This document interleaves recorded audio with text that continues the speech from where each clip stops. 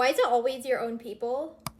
As a brown girl who posts a lot of content about my culture, I just always find it so ironic that my biggest haters are other brown girls. Like before getting on social media, I never realized how much beef like Indian Indians had with American Indians, which really feels like a punch to the gut because I know as an American Indian, I am always like defending and sticking up for other brown girls, especially those that still live in India. I will also be the first to admit that as Indian Americans, we can sometimes have kind of like an outdated view of our culture. And I think that stems from the fact that, well, obviously we're living in America, so we are disconnected, but also a lot of what we learn about our culture and our values comes from our parents who lived in like a much older, less progressive version of India. Now, what I don't get is why people in India decide to just collectively hate NRIs. Like, I recently posted a video showing off some of the Indian clothing that I had, and literally all the comments were just about how ugly it was, how everything was outdated, and how we have terrible fashion sense. And like, objectively, yes, I do think those of us not living in India are obviously